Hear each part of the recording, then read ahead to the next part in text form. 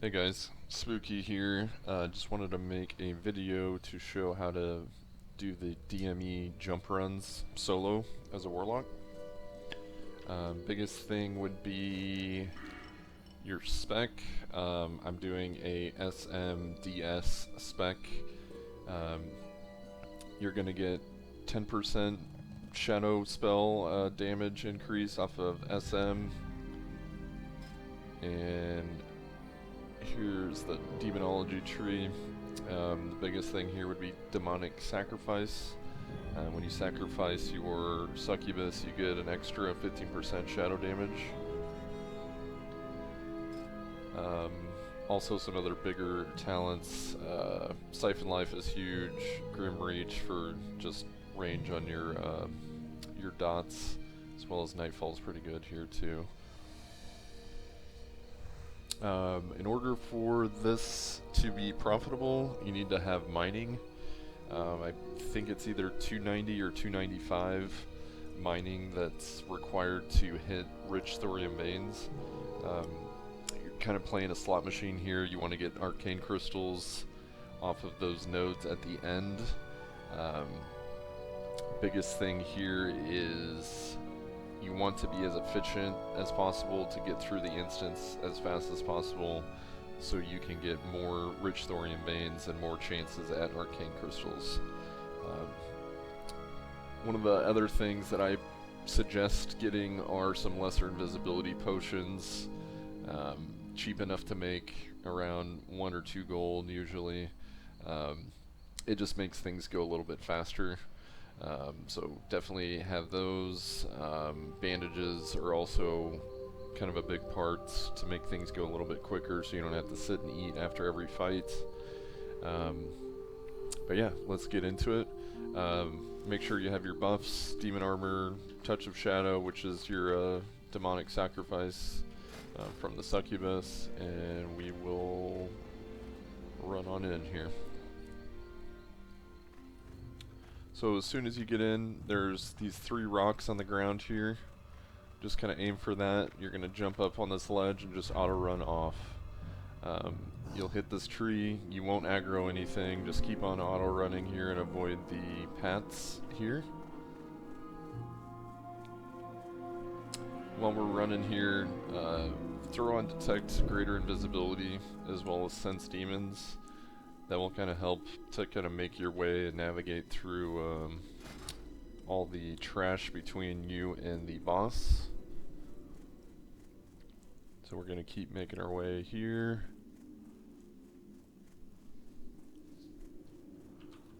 And I usually stop here to bandage to full.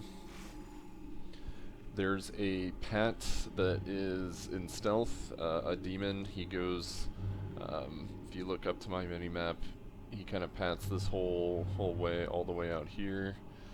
So we'll wait for him here and we'll mark him.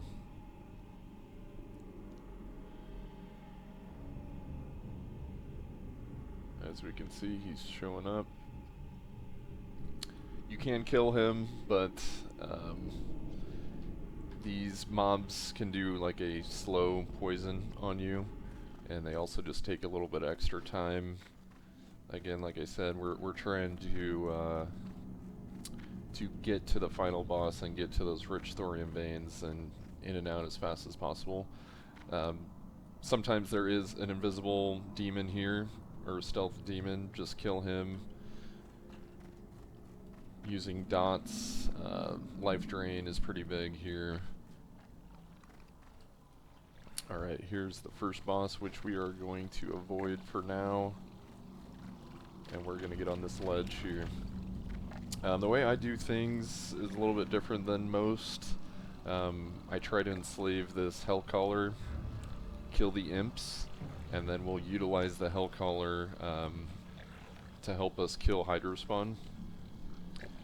As soon as you enslave him, you want to turn off the fireball attack that he does, and he will do a rain of fire. So we'll turn that off quickly and initiate a rain of fire, and we'll just start dotting these guys up with Corruption and Curse of Agony.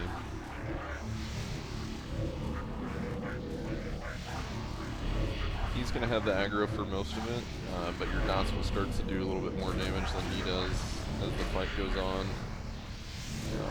Also utilize these guys to get soul shards, just because you'll be using quite a few just for soul stone, health stone, all that fun stuff. So we'll sit here and I'm going to put him on stay, turn off Rain of Fire, and turn on Fireball. I'll just bandage up here. Hydrospawn. We're going to use this pillar and this ledge to kind of do a pathing bug on him while our dots and the Hellcaller kind of tick away at his health. I always do an Amplify Curse here as well as do my Trinket and start my Shadow Bolt. You can do 2 Shadow Bolts if you start him while he's over here. Send your pet in and then start putting your dots. Immolate, Curse of Agony, Siphon Life, and Corruption. And as you can see, as he gets close to you here, you just jump off and he will have to go back around. He does a massive geyser cast, just LOS that. If you get hit by it, not a huge deal. It does reduce your stamina. Once you get Hydrospawn down to 50%, he will spawn these little Hydrolings. Just throw a Corruption up on each of them. Usually dies within 2 to 3 ticks.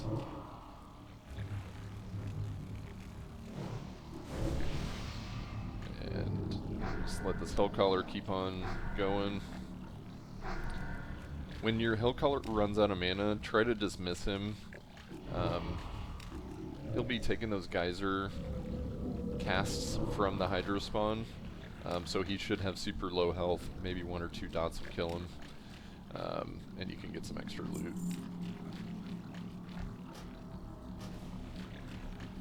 Also, one other thing to point out, these little warpwood pods that are on the ground, just stay away from them.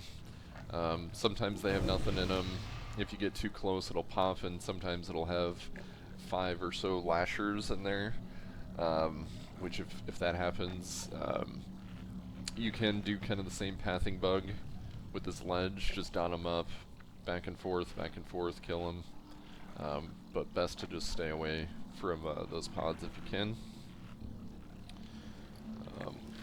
While we're sitting here, Hydrospawn can drop Essence of Water, Elemental Water, a couple good things that are selling for quite a bit right now. Alright. Sometimes there is a stealth demon here, and there is always a demon that pats from this little hallway all the way up to the next boss. If there's a demon here, I always enslave him and use him to help kill the one that always pats between where we're at now and the second boss. We got lucky, there is no demon there right now, so we will go look for the one that's in the hallway here.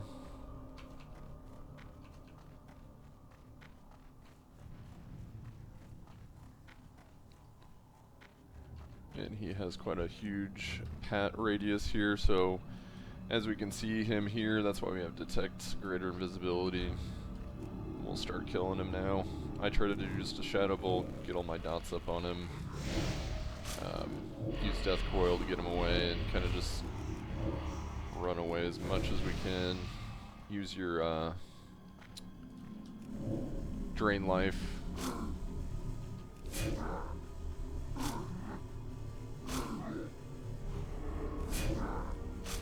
Here's that slowing poison that they do on you that I was talking about earlier, which is okay. We'll have about 10-15 seconds or so once we get over here to bandage up and get ready for the next boss.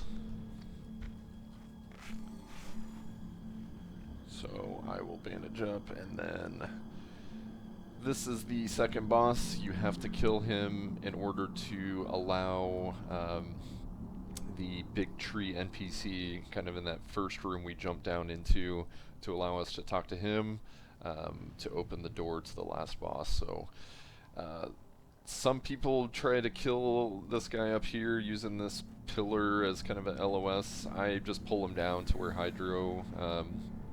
the Hydro spawn. I pull him down there and just do the same ledge and pillar LOS strat.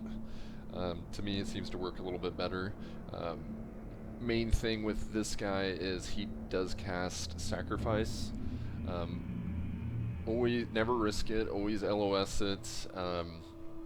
If you do get sacrificed, he'll send you up here to his little altar and do a bunch of shadow damage to you.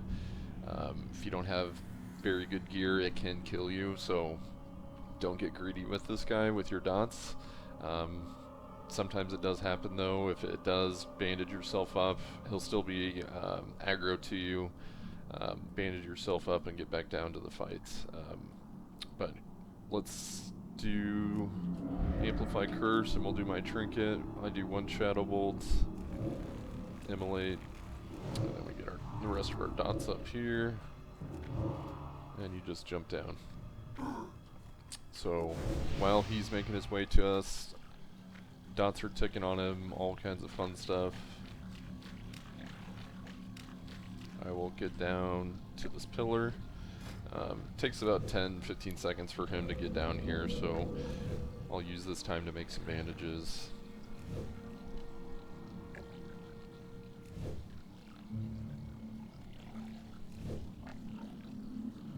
Alright, we can see him coming this way, and then just the same thing as we did for the Hydro boss, just dot and LOS.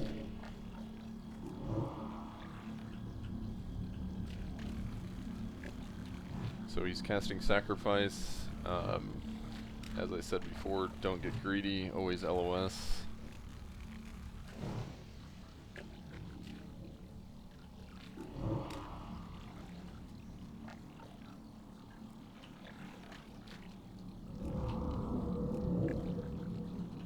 Sometimes you get lucky and get some Nightfall procs, make this go a little bit quicker.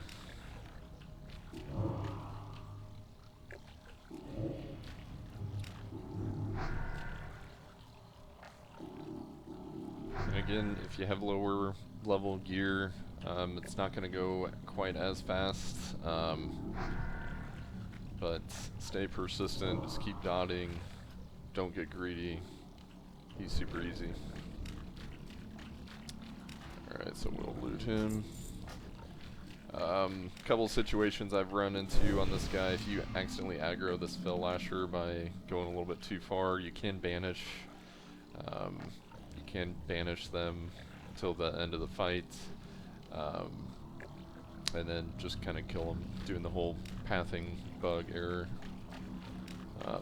But their aggro radius is pretty small, and they're level 56, or you should be level 60 in here. And we will make our way back to the big room, talk to that tree NPC to get the door opened. And while I'm doing this, I'm kind of just checking the mini-map just to see where that stealth demon is, which I'm not seeing him. So we are good.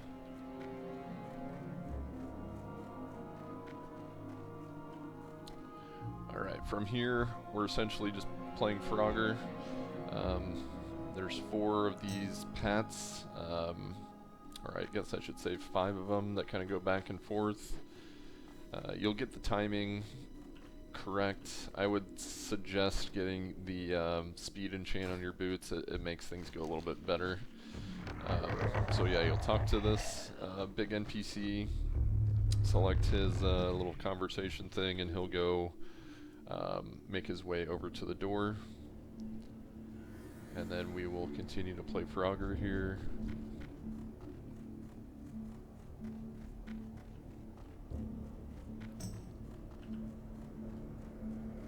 Between these 2 groups, this is a safe spot. About here, you won't aggro either one of them. Again, with everything in here, just try not to get greedy. If you die or anything, you know, that you think might save you time and you end up getting killed, it's just gonna make your gold per hour go down crazy amounts. So avoid this pad here. Door should be open, and we'll continue on.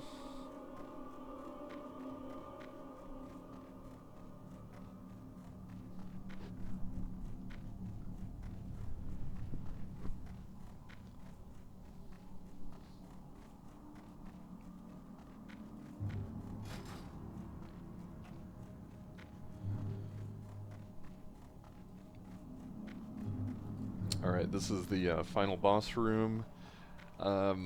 Super random. Sometimes you'll see one of these warpwood crushers kind of sitting here once you're walking through. They'll eventually pat down here. They do have a huge aggro radius, so just stay in that hallway until he starts walking down that way. So you'll come over here to this rock, jump up on the ledge, and then just walk off the ledge, get on top of this pillar, fall down here. So, bandage up. To me, this is probably the most difficult fight in here just to get down. It took me a lot of tries, but now it's like second nature to me. If a soulstone's available, just make sure to throw it up on yourself. Hellstone is good here. All that fun stuff. So his abilities, he can transform into a couple different things, but in his humanoid form, which he starts at, he can do 2 different casts on you. One of them is a mana leech, which will take a bunch of mana away from you. The other one is a poison, which does quite a bit of damage. As you can see, my little weak aura here, it shows how far away my current target is away from me.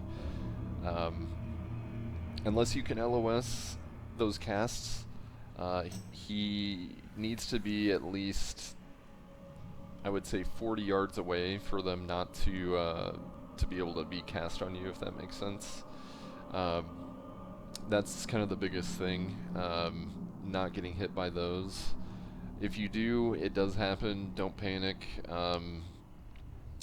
You'll get through it. You just need to make sure the biggest thing is going to be your jumping up and down off of this rock to this ledge, because you'll just be kiting him.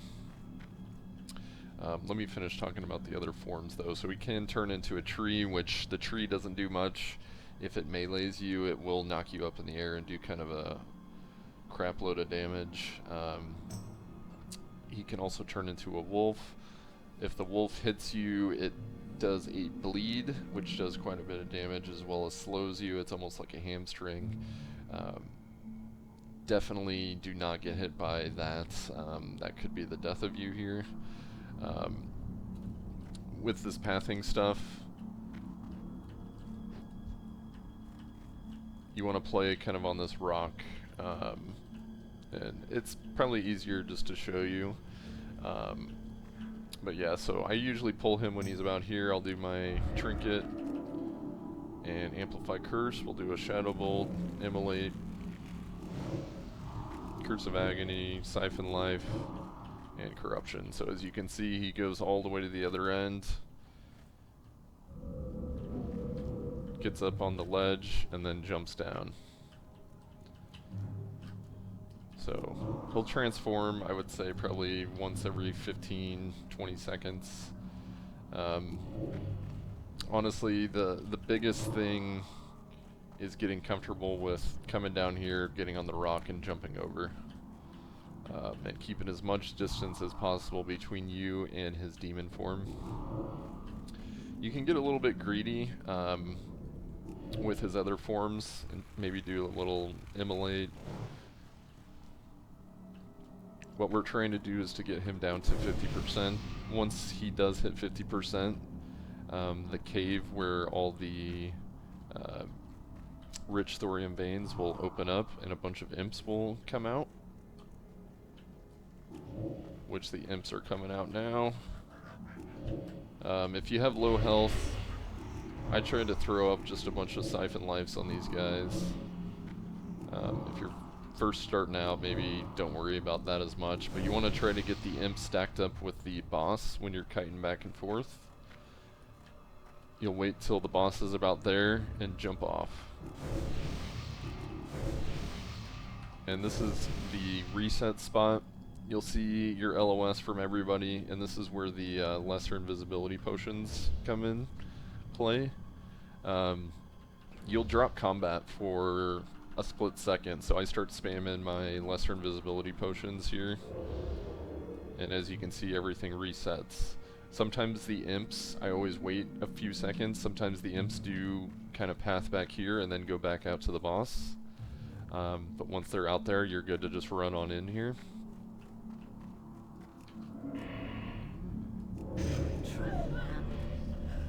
And we'll play the slot machine here. Usually there's 2 rich thorium veins in here, and look, we got an Arcane Crystal, so that's awesome. Usually there's 2 of these veins in here, sometimes there's 3. Like I said, it's kind of a gamble.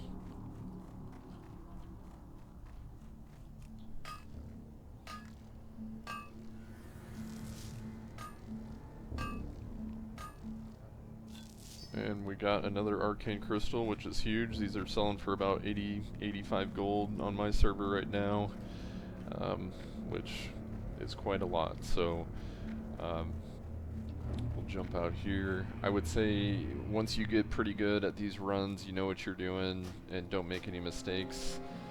Obviously that one took like a little bit longer than normal, but anywhere between 12 to 15 minutes is about as long as these runs take for me. But yeah, if you have any questions, put in the comments, let me know. We'll go from there. Thanks.